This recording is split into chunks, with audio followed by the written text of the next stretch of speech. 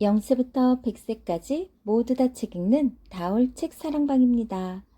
그동안 혜민 스님의 멈추면 비로소 보이는 것들에서 관계에 대해, 사랑에 대해, 마음과 인생에 대해 머리로는 알지만 마음으론 안 되는 것들에 대한 혜민 스님의 따뜻하고 성강 같은 지혜의 말씀을 함께 나누어 보았는데요. 오늘은 마지막 장 제8강 종교의 장 들려드리겠습니다. 수용하세요. 내 뜻대로 일이 되지 않더라도 화내지 말고 나를 내려놓고 수용하세요. 종교가 달라 힘들어하는 그대를 위해 지금 사귀는 분과 종교가 달라서 힘드신 분, 명절 때마다 종교가 달라 가족 안에서 어색하신 분, 혼례나 장례 같은 애경사 때 종교로 인해 가족끼리 다투시는 분, 의외로 주변에 보면 많이 계십니다. 피를 나눈 부모, 자식, 형제 사이에도 정말로 죽고 못 사는 애인이나 부부지간에서도 어쩌다 각각 다른 종교를 믿게 되어서 마음의 평화와 사랑을 가져다 줘야 할 종교가 오히려 심한 스트레스를 일으키는 요인이 됩니다. 우리 이럴 때 어떻게 해야 할까요? 도대체 뭐가 문제일까요? 일단 이것부터 먼저 짚고 넘어가야 합니다. 우리를 힘들게 만드는 것은 종교 자체가 아니고 내 종교를 제대로 인정해주지 않는 그 마음이 서운한 것이라고요. 가족 다수의 종교가 소수의 종교를 대하는 무의식적인 차별과 개종을 암암리에 조명하는 그 폭력성이 싫은 것이라고요. 즉, 내가 어색하게 느끼고 불편하는 것은 상대방의 종교 자체가 아닌 내 것을 제대로 인정해주지 않는 그 사람의 태도라는 것입니다. 다름을 대하는 그 사람의 마음 씀씀이라는 것입니다. 왜냐하면 똑같은 종교를 믿어도 어떤 분은 관용하고 존중하는데 또 어떤 분은 편협하고 내 것만 옳다고 말하니까요. 이런 경우를 극복해 나가는 좋은 방법은 사실 상대방의 종교를 내 종교 알아가듯 진실한 마음으로 공부해 보는 것입니다.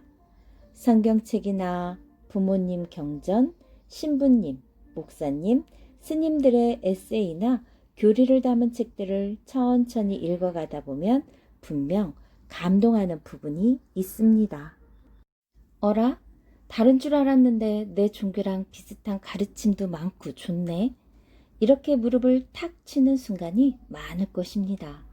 그러고 나서 상대방 종교인들 가운데 법정 스님, 강원현 목사님, 이태석 신부님과 같은 참으로 존경스러운 분들의 삶과 사상을 알아가다 보면 나와 내 주변 사람들의 편협한 종교 형태가 전부가 아니었구나를 깨닫게 됩니다. 그렇게 진심으로 상대방 종교의 아름다움과 훌륭함을 가슴 깊이 느끼고 나면 다른 종교를 가진 사람들을 만나도 전혀 불편하지 않습니다. 오히려 내가 더 상대의 종교가 얼마나 훌륭한지 말하게 됩니다. 그리고 상대방이 종교에 대해 편협한 태도로 나오면 이번엔 당당히 말하십시오. 당신 종교의 큰 어른들은 그렇게 행동하시지 않으셨다고.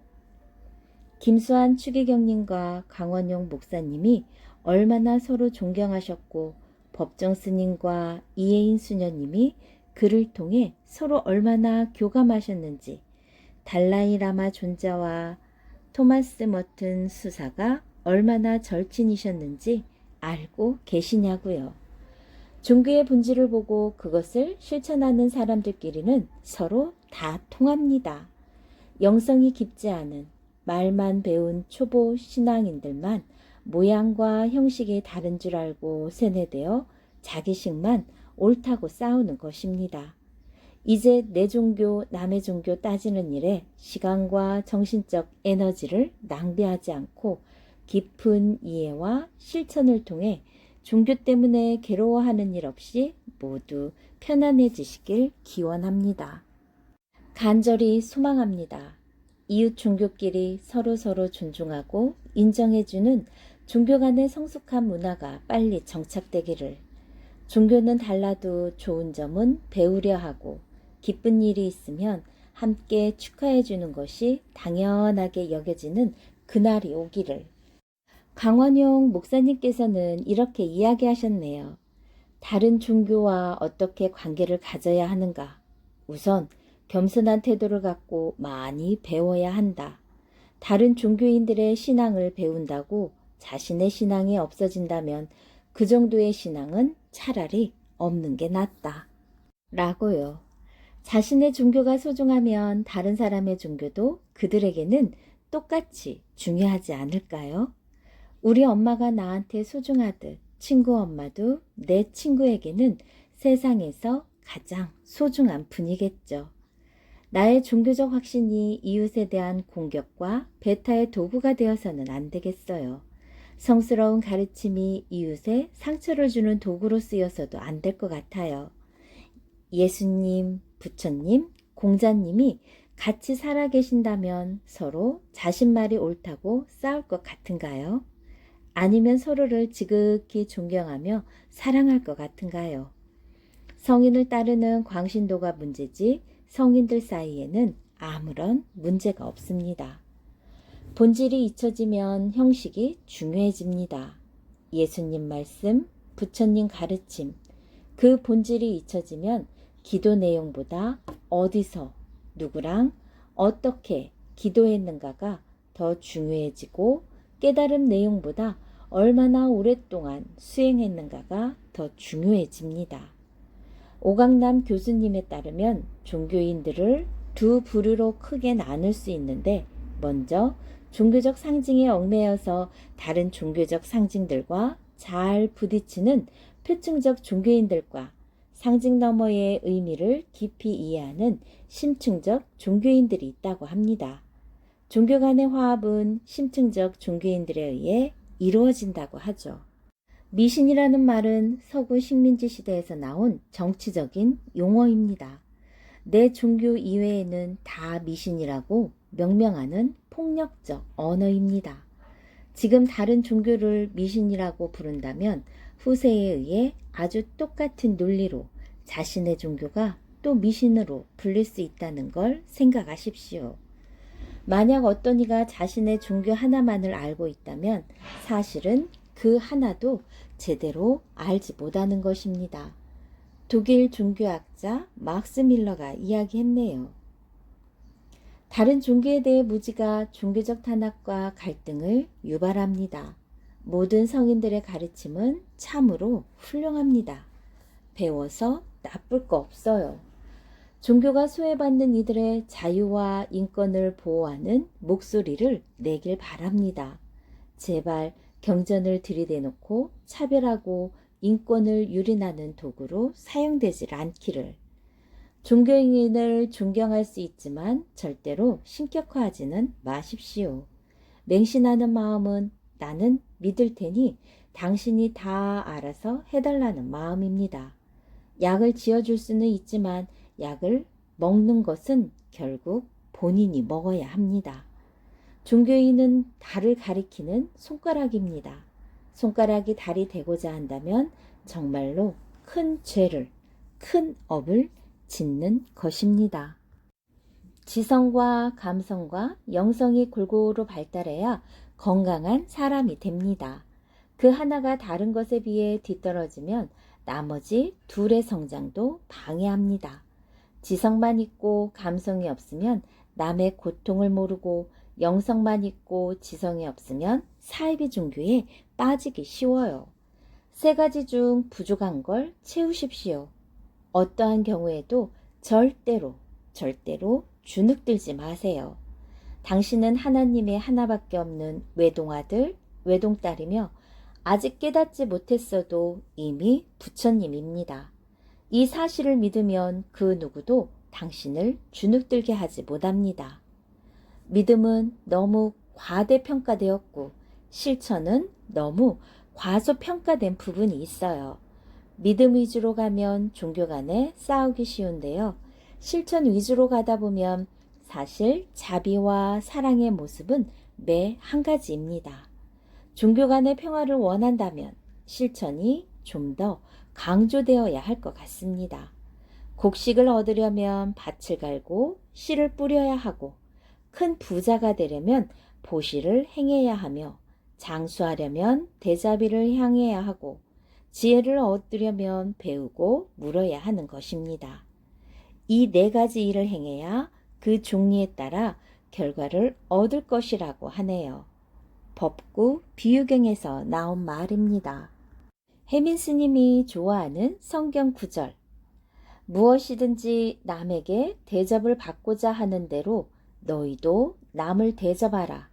이것이 율법이요 선지자니라. 마태복음 7장 12절. 주여 주여 하는 자마다 다 천국에 들어갈 것이 아니요 다만 하늘에 계신 내 아버지의 뜻대로 행하는 자라야 들어가리라. 마태복음 7장 21절. 마태복음 25장 40절엔 내가 진실로 너희에게 이르노니 너희가 여기 내 형제 중에 지극히 작은 자 한 사람에게 한 것이 곧 내게 한 것이니라 라고 이야기했네요. 진리는 통한다. 남을 심판하지 마라. 그래야 너희도 심판받지 않는다. 너희가 심판하는 그대로 너희도 심판받고 너희가 되질하는 바로 그 되로 너희도 받을 것이다. 성경의 마태복음 7장 1, 2절은 뿌린 대로 거두게 된다는 부처님의 인과법과 맞닿아 있어요. 지금 나의 생각과 말, 행동을 한 번 더 살피게 되는 훌륭한 경책의 말씀입니다. 저는 승려지만 성경 말씀 가운데 어느 구절들은 제 삶의 이정표로 삼기도 합니다. 처음 성경을 읽게 된 것은 대학생 때 비교 종교학 공부를 하면서부터였어요. 학교 수업 중 기독교 역사와 성경 해석학에 대한 공부를 하게 됐고 어느 순간 성경을 학문으로서만 읽고 배우는 것이 아니라 부처님 말씀을 읽는 것처럼 그 진리의 말씀에 마음으로 공감하기 시작했습니다. 아마도 진리라고 하는 것은 어느 한 종교의 울타리에만 매여 있는 것이 아닌 어느 누구도 수긍하고 마음으로 껴안을 수 있는 보편적 내용을 담고 있는 것 같습니다. 한 번은 프랑스 부르고뉴 지방 동부에 위치한 떼제라는 작은 시골 마을에 어른 스님들과 함께 방문할 기회가 생겼습니다. 이 작은 시골 마을에는 특정한 기독교 교파와는 상관없이 평생을 독신으로 살면서 하느님의 가르침을 몸소 실천하는 수사님들이 살고 계십니다. 해마다 10만 명 넘는 전 세계 젊은이들이 천주교, 개신교 구분 없이 기도하고 성찰하기 위해 찾는 곳으로도 유명한 곳입니다. 저와 여러 스님들이 아름다운 떼제 공동체에 도착하자 수사님들이 우리를 아주 따뜻하게 맞아주셨습니다. 온화한 미소를 띠고 하얀색 수사복을 입은 그분들의 모습은 천사처럼 아주 숭고하고 아름다웠습니다. 우리 스님들이 입은 옅은 회색빛 장삼 또한 수사님들의 옷 색깔과 매우 흡사해 스님들과 수사님들은 차별 없이 금방 모두 한 식구가 된 것만 같았습니다. 떼제에서 시간을 보낼수록 서로 종교는 다르지만 수사님들과 우리들의 삶의 모습, 수행 방식, 지향하는 바가 얼마나 비슷한지 알 수 있었습니다. 수사님들은 말을 하지 않는 성스러운 침묵의 수행을 통해 내 안에 하느님과 만나는 시간을 갖곤 한다고 합니다. 그것은 불교에서 행하는 무건 수행과도 별반 다름없어 보였습니다. 또한 수사님들은 모두 결혼이나 한 듯 반지를 끼고 있었습니다. 궁금해 물으니 수사에 서약을 할 때 하느님과의 약속의 징표로 반지를 낀다고 대답하셨습니다. 내 옆에 있던 젊은 스님은 빙그레 웃으며 말했습니다. 우리 스님들은 계를 받을 때 아예 그 징표를 연비로 해서 팔뚝에 새겨 넣습니다. 수사님들이나 스님들이나 독신으로 평생 사는 공통점이 있지만 사람들이 생각하는 것처럼 외롭게 생활하지는 않습니다. 같은 길을 가는 도반들이 벗이자 스승이자 가족이 되어주기 때문에 절대 혼자가 아닙니다. 그래서 수사님들의 얼굴에는 은은한 기쁨이 배어 있었습니다. 마치 스님들이 차담을 나누면서 마음의 교류를 나눌 때 흔히 보이는 모습과 유사했습니다. 흑자는 떼제 공동체나 절 같은 곳의 삶은 억압되고 엄격하고 고행이 뒤따라야 하는 게 아닌가 생각하지만 그렇지 않습니다. 공동체 생활에는 단순하면서도 소박한 아름다움, 마음의 잔잔한 평화와 즐거움이 있습니다. 세속적인 성공을 쫓는 사람들이 보기에는 별거 아닌 일에도 어렵지 않게 행복을 느낄 수 있기 때문입니다. 계절이 바뀌는 자연의 모습을 보는 것도 즐겁고 평소에 먹는 음식이 조금만 바뀌어도 새롭고 좋은 것입니다. 이처럼 다른 듯 다르지 않은 종교인들의 모습을 보고 있으니 내 마음속에 성경 구절들이 떠올랐습니다. 예수님께서 십자가에 못 박혀 돌아가시기 전에 한 말씀, 내 뜻대로 마시옵고 아버지 뜻대로 되시길 원하옵니다. 우리는 살면서 얼마나 많은 것들이 내 기준에 맞춰 이루어지길 바라나요. 마음대로 할 수 없는 일들이 천지인데 내가 원하는 대로 되지 않았다고 얼마나 투정하나요. 이럴 때 나는 죽음까지도 수용하는 예수님의 말씀을 떠올립니다. 그리고 제 스스로가 만들어 놓은 욕심의 상을 내려놓자고 스스로를 독려합니다. 떼제에서 저희 스님들은 수사님들로부터 김치를 대접받았습니다. 한국에서 스님들이 온다고 하니 프랑스 떼제 수사님들이 직접 모여 며칠 전부터 김치를 직접 담근 것이라고 들었습니다. 다른 국적, 다른 인종, 다른 종교를 가진 사람들의 방문에도 이처럼 섬세한 배려와 사랑으로 맞이하는 마음, 그 마음 안고 저희 스님들은 떼제를 떠나왔습니다. 돌아오는 길에서 제 마음은 마치 멀리 계신 친척을 만나고 돌아가는 듯한 기분이 들었습니다. 그분들이 저희를 맞이하기 위해 옹기종기 모여 앉아 배추를 버무리며 김치를 담그는 모습을 상상하니 얼굴에 미소가 피어났습니다. 그렇습니다. 만나보니 우리는 서로 많이 닮아 있었습니다. 뭐라 표현할 수 없는 깊은 유대감과 즉각적으로 느껴지는 친밀감, 문화와 언어가 달라 서로 표현하고 실천하는 방식이 차이가 났을 뿐 우리는 크게 다르지 않았던 것입니다. 진리를 구하는 사람들은 이렇게 통하고 우리도 모르는 사이 서로 닮아가는 것이 아닌가 생각했습니다. 아, 바게트빵과 함께 먹은 김치가 생각나네요. 기도는 하느님의 사랑을 더 얻게 되는 것이 아니고 원래부터 우리를 항상 사랑하셨다는 것을 깨닫는 것입니다. 중생이었던 내가 부처가 되는 것이 아니고 원래부터 부처였다는 사실을 깨닫는 것입니다. 기도는 기도하는 대상에게 이거 해주세요, 저거 해주세요로 시작해서 감사합니다로 전개하다 당신을 닮고 싶습니다로 승화되어서 결국에는 언어를 넘어선 온전한 있음 그 자체가 됩니다. 기도가 깊어지면 내가 말하는 행위보다 그분의 소리를 더 듣게 되고 그분의 자비심을 순간순간 감지하게 됩니다. 내가 줄어들고 그분의 존재가 커지면서 언어를 넘어선 온전한 있음 안에서 그분의 사랑과 자비가 내 안에 가득 차오릅니다. 종교의 믿음과 행동이 깊어질수록 나라고 하는 자아의식이 낮아지고 그 나아진 만큼 내 안에 신성이 들어차는 과정으로 전환됩니다. 아직까지 자아 확장을 위한 기복적 기도를 했다면 이제 나를 내려놓는 기도를 하십시오.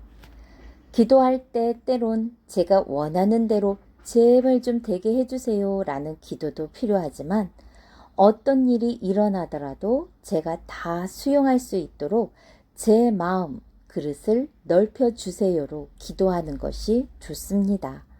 보시, 헌금했으니까 내 소원 들어달라고 부처님과 하느님과 제발 흥정하지 마세요. 수용하도록 하세요. 내 뜻대로 일이 되지 않더라도 화내지 말고 나를 내려놓고 수용하세요. 저항할수록 불행해지고 수용할 수 없다면 수용할 수 있게 해달라고 기도하세요. 인연이 없으면 간절히 기도하십시오. 인연이 만들어집니다. 우주는 엄청난 중매장이입니다. 도대체 내가 가진 삶의 문제를 어떻게 풀어야 할지 모르겠다고요? 그렇다면 기도하십시오. 주의를 내면으로 모아 진실하게 답을 구하면 내 안의 불성이, 내 안의 성령이 지혜의 문을 열어 알려줍니다. 스님들이 기도를 오랫동안 할 수 있는 이유는 다른 사람이 잘 되길 진정으로 기원하는 마음이야말로 내 마음부터 편안하고 행복하게 만들어주기 때문입니다. 지금 결혼 주례사 준비를 하고 있는 제가 가장 먼저 기쁘고 행복함을 느끼는 것처럼요. 중생은 내가 원하는 식으로 일이 되기 바라고 부처는 본인 앞에 있는 사람이 원하는 식으로 일이 되길 소망합니다. 그래서 부처는 날마다 좋은 날이지만 중생은 어쩌다 좋은 날이에요. 중생은 좋은 일을 하면 그 흔적을 꼭 남기려 하고 성인은 아무런 자취를 남기지 않고 좋은 일을 합니다. 성자일수록 본인이 죄인이라고 고백합니다. 자신을 속이지 않기 때문이죠. 성자가 된다는 것은 다른 사람을 위해서 성자가 되는 것입니다. 피에르 델루즈가 이야기했네요. 성직자와 선생님은 아무래도 말을 많이 하게 되는데 나이 든 성직자와 선생님은 더 말을 많이 하게 되는 것 같습니다. 제발 나이가 들어도 내 말만 늘어놓는 성직자가 되지 말아야지. 내 말만 늘어놓는 교수가 되지 말아야지. 다짐 또 다짐합니다. 사형해광 스님은 이렇게 이야기해 주셨습니다. 혜민아, 큰 스님 되려고 하지 말고 사람 냄새나는 스님이 되어라. 다른 사람의 비밀을 발설하지 않고 지켜주는 것도 영적 힘입니다.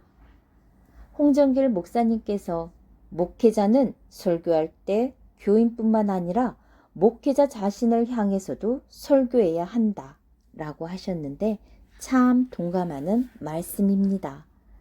종교인의 이야기는 철저한 내부 성찰을 통해 본인을 탁마하는 이야기가 말씀으로 나왔을 때 감동을 줍니다. 정진석 추기경님께서 이런 말씀을 하셨다고 합니다.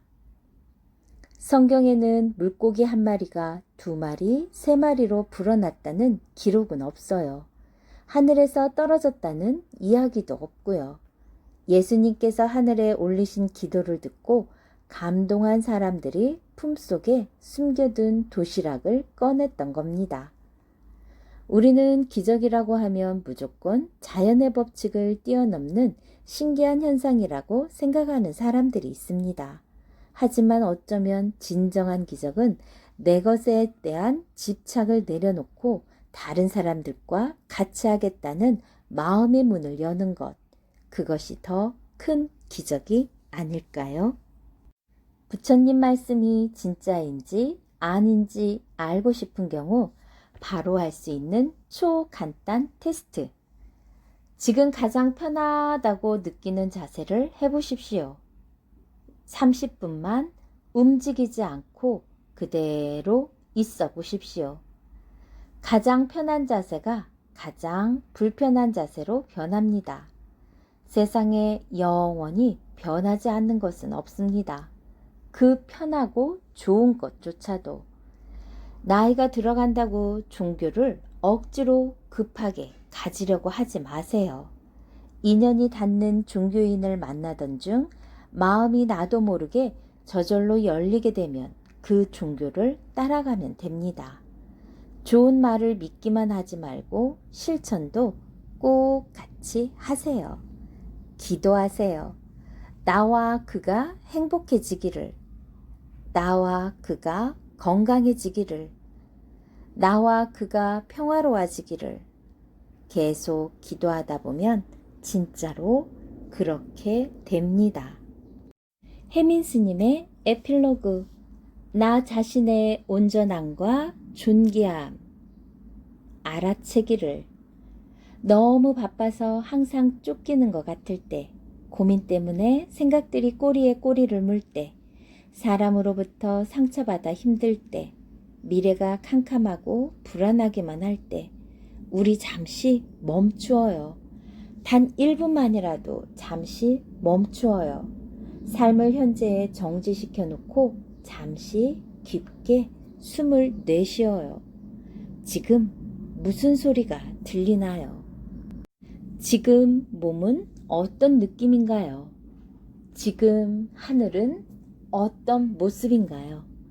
멈추면 비로소 보여요. 내 생각이, 내 아픔이, 내 관계가 멈추면서 그것들로부터 한 발짝 떨어져 나오기 때문에 그것들에 휩쓸려 살아야 했던 평소보다 더 선명하게 잘 보여요. 그리고 멈추면 내 주변이 또 비로소 보여요.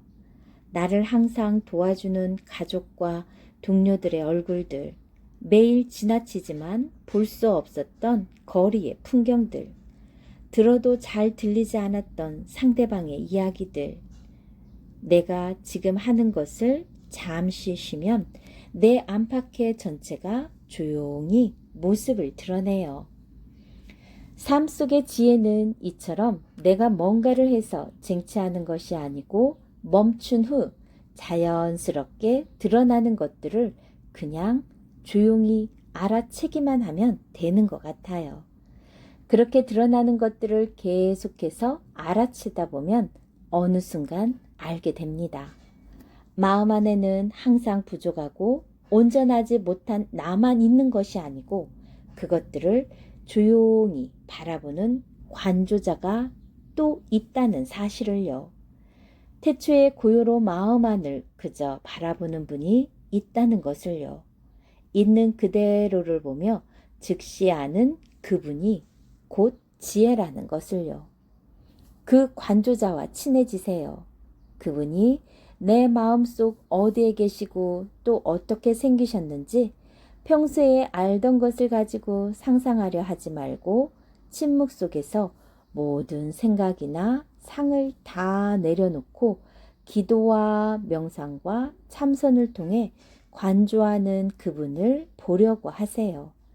태초의 고요 속에서 얼굴 없는 그분의 얼굴을 봤을 때 이미 온전한 나를 만난 것입니다. 마음 치유 명상 자해편. 내가 나를 사랑하면 세상도 나를 사랑합니다. 마음 치유 콘서트를 하며 많은 분들을 만났습니다. 힘들어하는 분들, 아파하는 분들, 지친 분들이 참 많다는 걸 알게 되었습니다. 그분들과 함께 명상음악을 들으며 마음치유 메시지를 함께 낭독했습니다. 그리고 함께 눈물을 흘렸습니다. 왜 우리는 타인에 대해서는 관대하면서도 나 자신에게는 그렇게 혹독한 잣대를 들이댈까요? 왜 우리는 타인은 배려하면서 나 자신은 아끼고 소중히 여기지 않을까요? 누구보다도 나 자신을 사랑해야 합니다. 내가 나를 사랑하면 세상도 나를 사랑합니다. 첫 번째 명상 메시지는 자신의 가슴 위에 손을 얹고 쓰다듬으며 읽으시길 바랍니다. 나 자신을 토닥토닥 하듯 그렇게 자신의 가슴을 쓰다듬으며 읽어보시길 바랍니다. 아주 편안하게 숨을 들이셨다가 아주 편안하게 숨을 내쉬십시오. 마음이 편안해질 때까지 숨을 고르시다가 오른손을 내 심장이 있는 가슴 부분에 얹어 놓으십시오. 위아래로 원을 그리듯 아주 따뜻하게 어루만져 주십시오. 그렇게 지금부터 아래의 글을 한 번씩 읽어보세요. 한 번씩 읽어보는 걸 저는 들려드리겠습니다.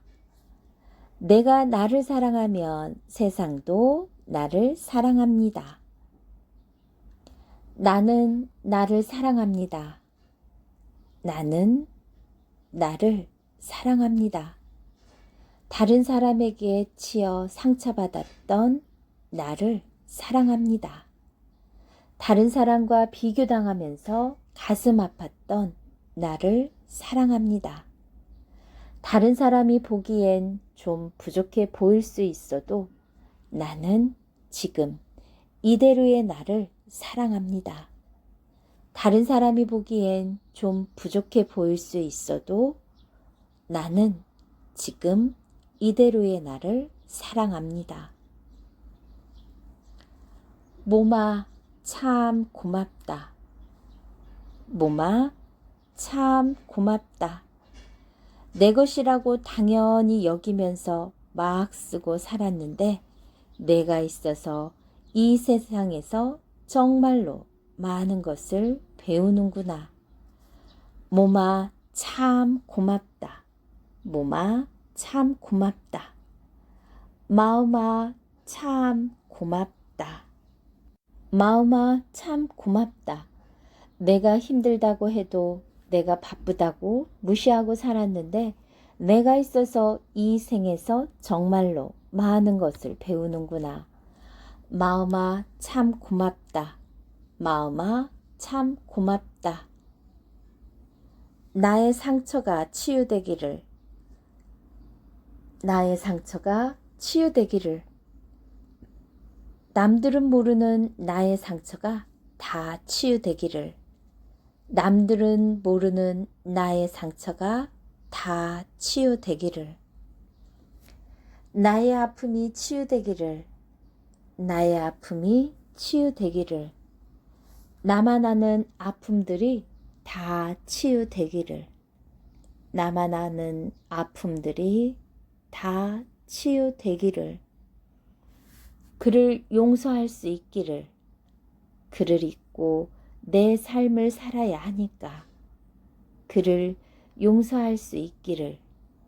나도 행복할 권리가 있으니까 그를 용서할 수 있기를.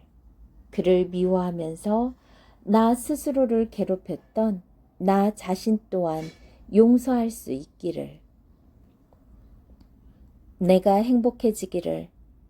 내가 행복해지기를. 내가 진정으로 행복해지기를. 내가 진정으로 행복해지기를. 계속해서 오른손으로 심장을 쓰다듬어 주면서 아, 정말로 나의 상처를 나부터 보듬어 주어야지 하는 마음을 내보내세요. 아, 이제부터는 그를 용서하고 내 삶을 살아야지 하는 마음도 내보세요.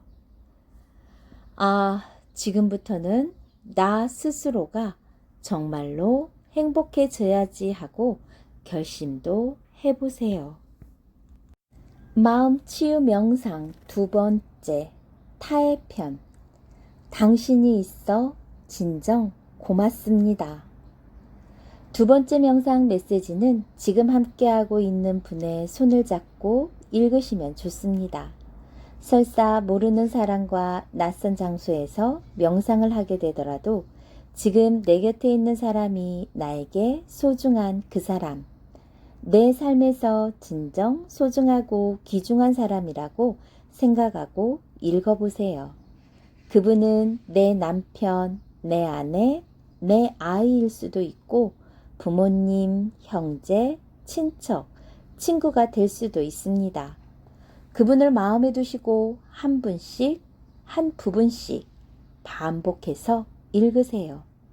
내가 행복하길, 그 사람이 행복하길, 내가 평안하길, 그 사람이 평안하길.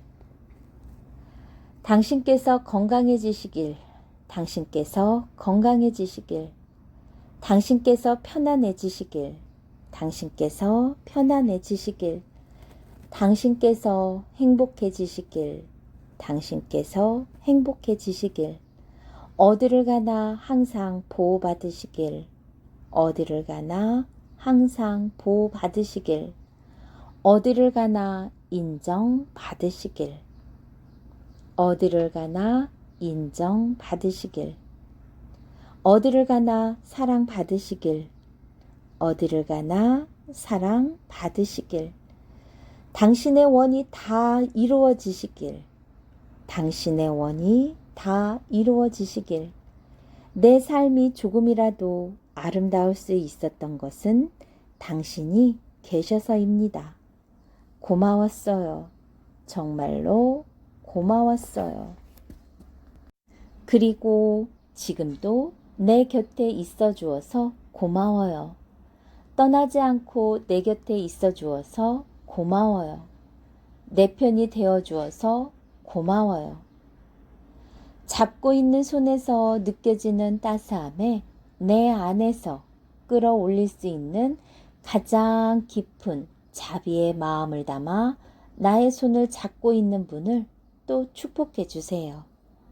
부디 어디를 가나 항상 보호받으시길, 어디를 가나 항상 인정받으시길, 어디를 가나 항상 사랑받으시길, 가슴속 깊은 원이 꼭 이루어지시길, 그대의 아픔이 치유되길, 그대가 행복해지길, 그대의 원이 성취되길. 자, 여기까지 그동안 멈추면 비로소 보이는 것들 8강까지 다 낭독해 드렸는데요. 어떠셨나요? 나를 둘러싼 세상이 너무 바쁘게 돌아간다고 생각하세요? 잠깐 멈추고 나에게 물어보세요. 지금 내 마음이 바쁜 것인가? 세상이 바쁜 것인가 하고요. 이 책을 다 읽고 나서 저는 마음의 평화와 얼굴엔 온화한 미소가 떠올랐는데요. 여러분들도 시간 되시면 가까이에 있는 도서관에서 아니면 집에 있는 책을 다시 한번 펼쳐보시기 바랍니다. 잠깐 멈추고 나를 사랑하는 시간을 가져보세요. 첫 번째 휴식의 장엔 힘들면 한숨 쉬었다 가요. 지금 나는 왜 바쁜가에 대해서 생각해 볼 수 있었고, 두 번째 관계의 장에선 그를 용서하세요. 나를 위해서 우리가 진정으로 노력해야 할 것은 무엇인가에 대해서 생각해 볼 수 있는 시간을 주네요. 세 번째 미래의 장에선 어떤 직업을 선택해야 할지 모르는 이들에게 행복하고 의미 있는 삶을 위해 어떻게 하면 좋을지 제시해주는 안내자 역할을 해주었고요. 네 번째 인생의 장에선 인생 너무 어렵게 살지 말자. 나는 무엇을 하는 사람인가 생각해보고, 다섯 번째 사랑의 장, 평범한 그대를 사랑합니다. 사랑, 내가 사라지는 위대한 경험. 여섯 번째 수행의 장, 그저 바라보는 연습, 내 마음과 친해지세요. 일곱 번째 열정의 장, 내가 옳은 것이 중요한 것이 아니고 같이 행복한 것이 더 중요합니다.